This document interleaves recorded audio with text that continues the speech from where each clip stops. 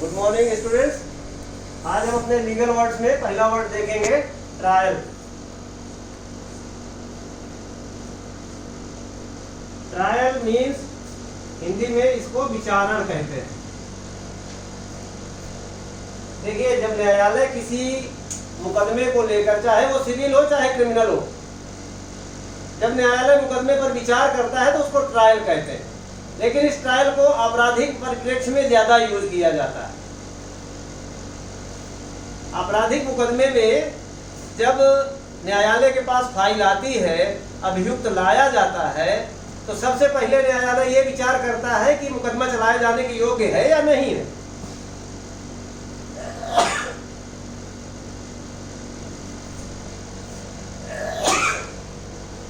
इस बिंदु पर विचार करने के बाद यदि न्यायालय को लगता है कि मुकदमा चलाए जाने योग्य है तो फिर आगे ट्रायल की स्टेज आती है, और यदि न्यायालय को लगता है कि मुकदमा चलाए जाने योग्य नहीं है तो वहीं पर उसी स्टेज में अभियुक्त को डिस्चार्ज कर दिया जाता है। उन्मोचित हिंदी में कहते हैं, डिस्चार्ज कर दिया जाता है। ये ट्रायल के पहले की स्टेज है। अब दूसरी स्टेज ये है कि मान लीजिए मजिस्ट्रेट को लगा, जज को लगा कि अभियुक्त उन्मोचित किए जाने योग्य नहीं है, डिस्चार्ज का आधार नहीं बनता, अर्थात ट्रायल के लिए पर्याप्त आधार है, मुकदमा चलाए जाने योग्य है, तब न्यायालय फिर ट्रायल की स्टेज में आता है। और ट्रायल के पहले फिर उसकी चार्ज बनती है, उसका आरोप पत्र विरचित होते हैं। न्यायालय चार्जेस फ्रेम करता है, और चार्जेस फ्रेम करने के बाद फिर जो अभियोजन पक्ष है उसको साबित करने का प्रयास करता है, और बचाव पक्ष उसको बचाने का प्रयास करता है। तो ये अभियोजन पक्ष द्वारा साबित किया जाना आरोप, और बचाव पक्ष द्वारा बचाव में उसको बचाने का आरोप, ये जो प्रयास है, इस पूरी प्रक्रिया को ट्रायल कहते हैं। तो इसको आप अंग्रेजी में कह सकते हैं judicial examination.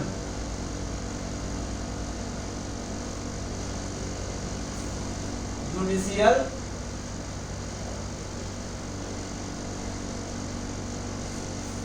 Examination of A case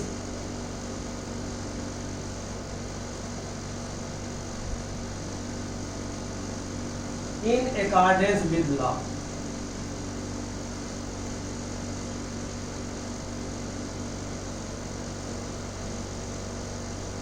in accordance with law, जैसे मैंने बताया कि सिविल और क्रिमिनल दोनों का विचारण भी ट्रायल में आता है, लेकिन जनरली ट्रायल मीन्स आपराधिक केस का ट्रायल समझा ये जाता है। ट्रायल मीन्स आपराधिक केस का ट्रायल।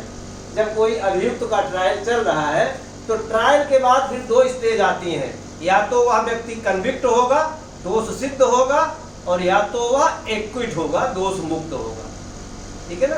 तो ट्रायल, और इसी में आप फिर आगे देखेंगे लॉ में कि किसी व्यक्ति को एक ही, जो संविधान की अनुच्छेद 20(3) कहता है, principle of double jeopardy, one shall not be prosecuted twice for the same cause. किसी व्यक्ति को एक ही आरोप के लिए एक से अधिक बार अभियोजित नहीं किया जा सकता। वो जो सुरक्षा मिलती है संविधान के अनुच्छेद 20(3) की, वह ट्रायल के बाद मिलती है।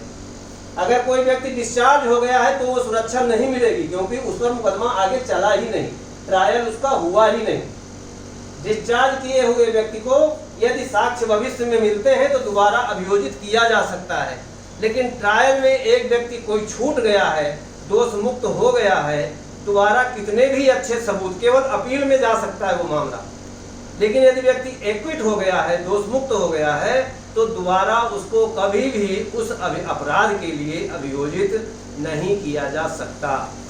ये संविधान की और सीआरपीसी में भी ये सुरक्षा है, धारा 300 में। ट्रायल, अब इसका यूज देखिए। The magistrate discharge the accused and case did not go for trial.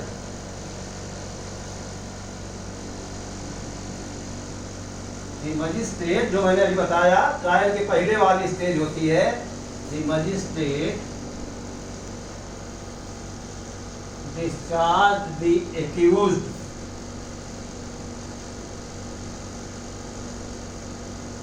And the case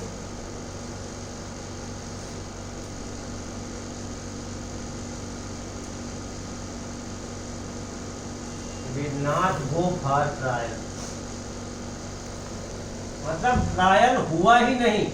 accused को मजिस्ट्रेट ने डिस्चार्ज कर दिया, ट्रायल की स्टेज से पहले ही उसको डिस्चार्ज कर दिया। हो सकता है मजिस्ट्रेट को लगे कि अभियुक्त के विरुद्ध मामला चलाए जाने योग्य नहीं है, तो उसका ट्रायल ही नहीं होगा। दूसरा यूज कर सकते हैं, दूसरा सेंटेंस बना सकते हैं, at the end of trial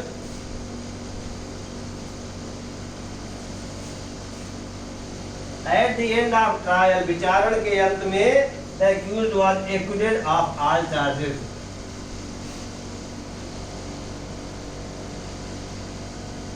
the accused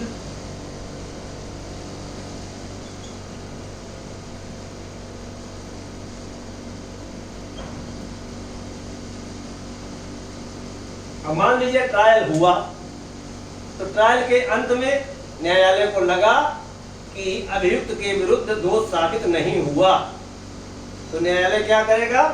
equity कर देगा, एक्विटेड ऑफ ऑल चार्जेस, उसको सभी आरोपों से मुक्त कर दिया गया, दोष मुक्त हो गया।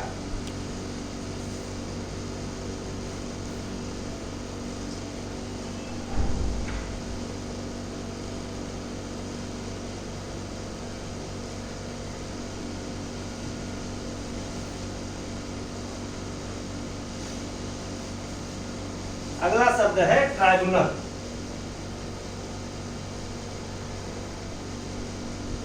ट्राइब्यूनल को हिंदी में कहते हैं अधिकरण।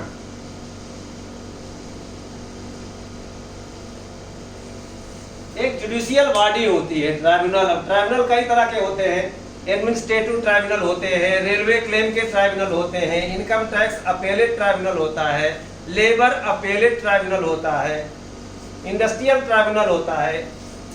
ये सब ट्राइब्यूनल मतलब वो हैं जो पूरी तरह से न्यायालय नहीं है। न्यायालय खुद वैसे तो अपने आप में ट्राइब्यूनल है, लेकिन ट्राइब्यूनल उनको कहा जाता है जो एक तरह से अर्ध न्यायिक निकाय होते हैं। वो पूरी तरह से न्यायालय भी नहीं होते और पूरी तरह से सिविल बॉडी भी नहीं होते। जैसे इंडस्ट्रियल ट्राइब्यूनल, इंडस्ट्रियल ट्राइब्यूनल केवल औद्योगिक विवादों का निपटारा करता है। लेबर अपेलेट ट्राइब्यूनल वो श्रम मामलों की अपीलें सुनता है। रेलवे क्लेम ट्राइब्यूनल वो रेलवे से संबंधित क्लेम्स को सुनता है। Income tax appellate tribunal income tax से संबंधित अपीलों का निपटारा करता है। तो अलग अलग मामलों के निपटारे के लिए विशेष प्रकार के न्यायालय जब गठित कर दिए जाते हैं तो उनको ट्राइब्यूनल कहा जाता है। A judicial authority, tribunal means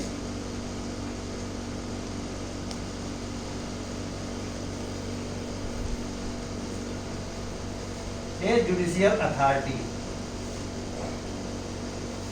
अब इसका वाक्य बनाएंगे, administrative tribunals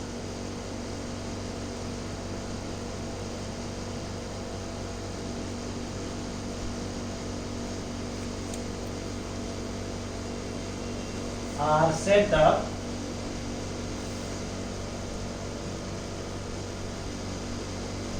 to resolve disputes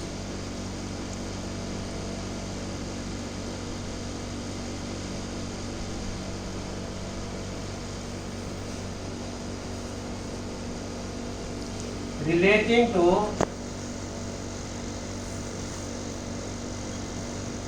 government employees।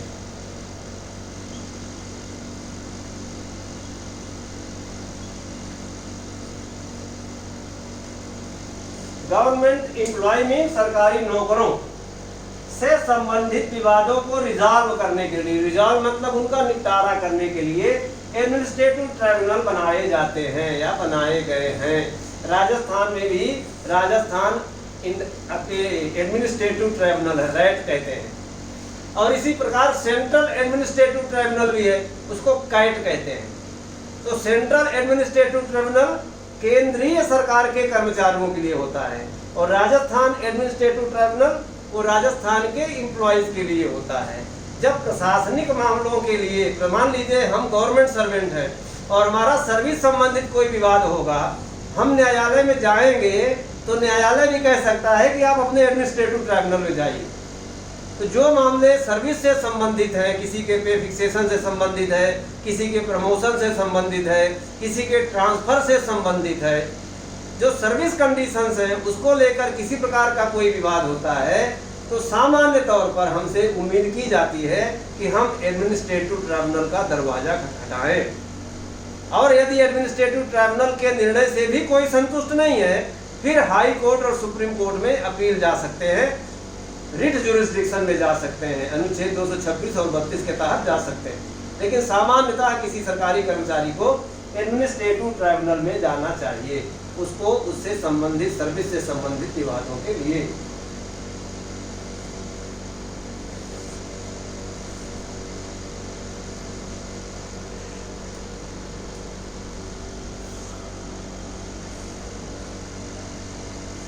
दूसरा वाक्य बनाएंगे, इंडस्ट्रियल ट्राइब्यूनल्स, लेबर लॉ में पढ़ेंगे आप, industrial tribunals are set up to resolve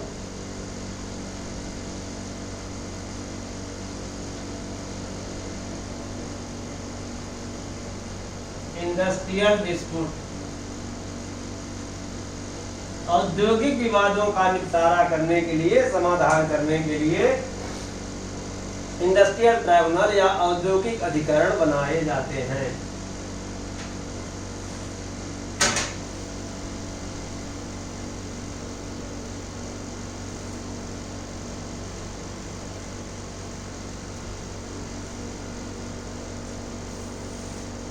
अगला वर्ड है हमारा ट्रस्ट। ट्रस्ट मीन्स एक तो न्यास होता है और ट्रस्ट मीन्स विश्वास करना भी होता है। आप जनरली बात कह सकते हैं कि यार मुझे आपका बहुत ट्रस्ट है, आई ट्रस्ट यू। किसी का विश्वास करना, उसको भी ट्रस्ट होता है, और इसी विश्वास से ही ये ट्रस्ट की उत्पत्ति हुई है। इंग्लिश लॉ में, कॉमन लॉ में पहले ट्रस्ट नाम का कोई कानून नहीं था, तो वहां के जो साम्य न्यायालय थे उन्होंने इसकी उत्पत्ति किया है। और ये विश्वास पर, मान लीजिए किसी व्यक्ति ने विश्वास पे किसी चीज किसी के पास रख दी और बाद में वो बेईमानी कर गया, तो कॉमन लॉ में इसके लिए रेमेडी नहीं थी। लेकिन चांसलर कोर्ट जो इक्विटी को डेवलप किया है, उसने अमानत में खयानत नहीं होनी चाहिए, इसलिए उस व्यक्ति को जिम्मेदार बनाना शुरू किया, और यहां से ट्रस्ट की उत्पत्ति होती है। अब ट्रस्ट होता क्या है, न्यास क्या होता है? न्यास में एक व्यक्ति किसी दूसरे व्यक्ति के लिए, इसके फायदे के लिए, इसका कल्याण करने के लिए या इसका कल्याण सुनिश्चित करने के लिए किसी थर्ड पर्सन को कोई संपत्ति निहित करता है, देता है, सौंपता है। ये अपनी संपत्ति, चाहे वो पैसा हो, चाहे रुपया हो, चाहे बहुत बड़ी जायदाद हो, वो इसको सौंपता है और इस उद्देश्य के साथ सौंपता है कि यह उसका उपयोग अपने व्यक्तिगत फायदे के लिए नहीं करेगा। जिन उद्देश्यों के लिए यह बताएगा, मान लो भी अनसाउंड माइंड है, अवयस्क है या इंसेन है, अपने होशो हवास में नहीं है, फिजूल खर्च है, इसको डर है कि ये मेरी जायदाद लुटा देगा, उड़ा देगा, नहीं संभाल पाएगा, और इसका कल्याण जरूरी है, नहीं तो ये दुख पाएगा, ये भी नहीं चाहता कि ये दुख पाए, तो ये अपनी संपत्ति एक ट्रस्ट बनाकर इसको सौंप दिया और इसको कह दिया कि आप इसको मैनेज करोगे, इसी तरह मैनेज करोगे और इसमें इतनी इनकम हर महीने या हर साल इसको दोगे। तो ये ट्रस्ट है, इसको ट्रस्ट कहेंगे। ये ट्रस्ट बनाने वाला है, ये ट्रस्टी है, और इसको बेनिफिशियरी कहा जाता है, लाभग्राही, हितग्राही कहा जाता है। और इस उद्देश्य के लिए इंडियन ट्रस्ट एक्ट बना 1882 में। राजस्थान ट्रस्ट एक्ट भी है, राजस्थान पब्लिक ट्रस्ट एक्ट भी है। ट्रस्ट दो प्रकार के होते हैं, पब्लिक ट्रस्ट और प्राइवेट ट्रस्ट, लोक न्यास और निजी न्यास। निजी न्यास किसी व्यक्ति की भलाई के लिए हो सकते हैं, पब्लिक ट्रस्ट किसी सार्वजनिक उद्देश्य के लिए हो सकते हैं। पब्लिक ट्रस्ट से ही फिर चैरिटेबल ट्रस्ट बनता है, जो धर्मार्थ न्यास होते हैं, धर्म की रक्षा के लिए, धार्मिक कामों के संपादन निष्पादन के लिए, या किसी जीव विशेष की भलाई के लिए चैरिटेबल ट्रस्ट, पशुओं के कल्याण के लिए। तो ऐसी ट्रस्ट बनाई जाती है, उनको धर्मार्थ न्यास या चैरिटेबल ट्रस्ट कहते हैं।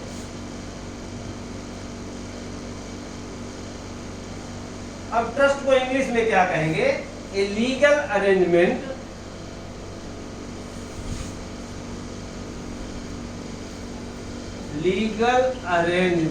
एक विधिक व्यवस्था है, इसलिए बाई व्हिच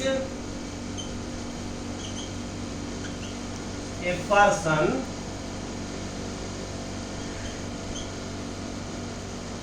और ऑर्गेनाइजेशन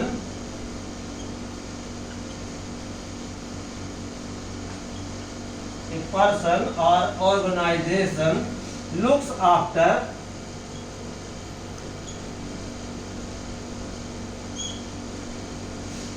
money or property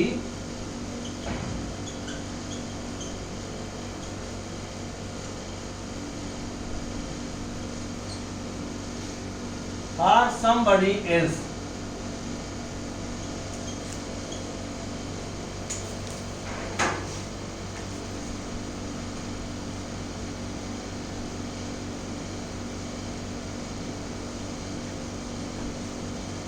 अब ये इसमें ट्रस्ट का पूरा मीनिंग आ गया। देखने में थोड़ा बड़ा लगता है, लेकिन समझ लीजिए इसको। ए लीगल अरेंजमेंट, ट्रस्ट क्या होती है?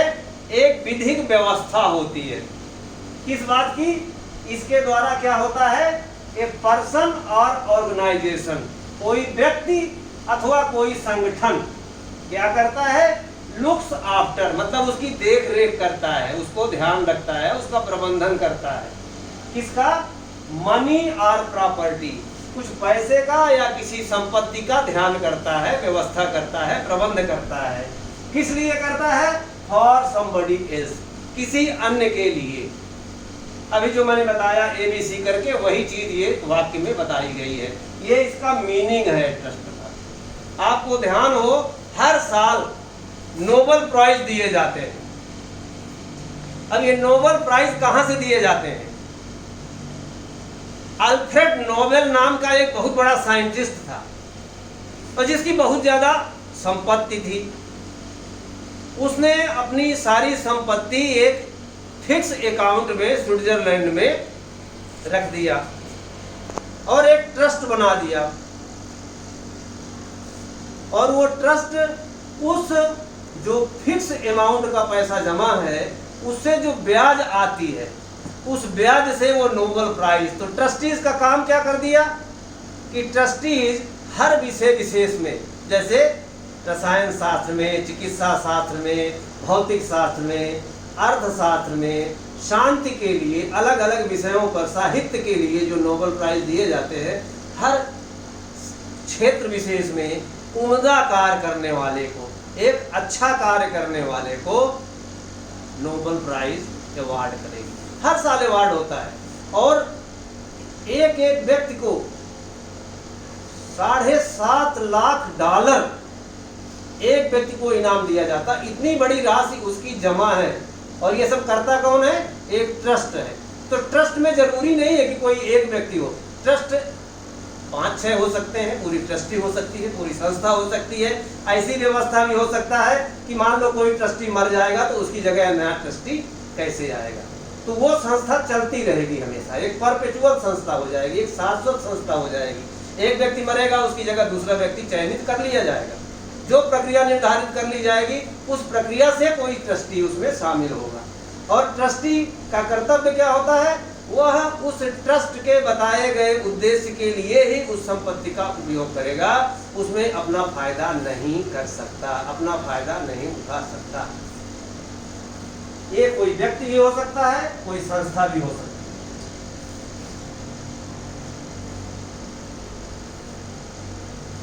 अब इसके use, a trust can be created by anyone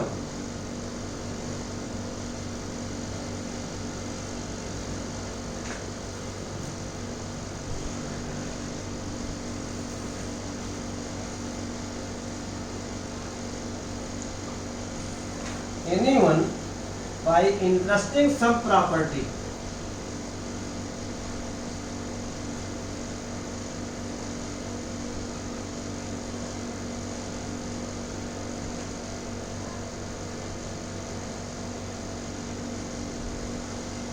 to trustee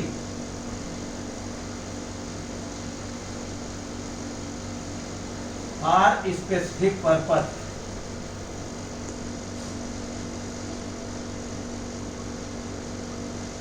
किसी विशिष्ट उद्देश्य के लिए, स्पेसिफिक पर्पस, किसी विशिष्ट उद्देश्य के लिए ट्रस्टी को संपत्ति इंटरेस्टिंग मतलब सौंप देना, सम प्रॉपर्टी, कुछ प्रॉपर्टी सौंप देना। अब प्रॉपर्टी में भी देखना बता, पैसा या अचल संपत्ति कुछ भी हो सकता है, तो सौंप दी जाती है। किसी जिसको सौंपी जाती है उसको ट्रस्टी कहते हैं, न्यासी कहते हैं। क्रिएटेड बाय एनीवन, कोई भी व्यक्ति न्यास क्रिएट कर सकता है। न्यास में एक व्यक्ति हो सकता है, दो हो सकते हैं, कई हो सकते हैं।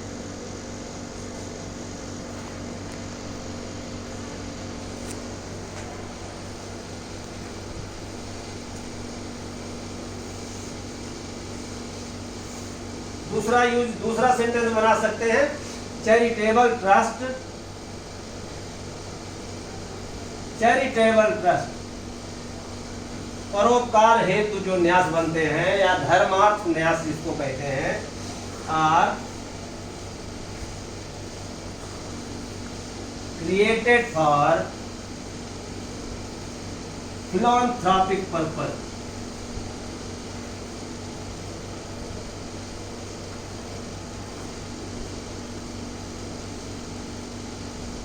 फिलॉन्थ्रोपिक मीन्स मानव कल्याण हेतु। फिलॉन्थ्रोपिक पर्पस मीन्स मानव कल्याण हेतु।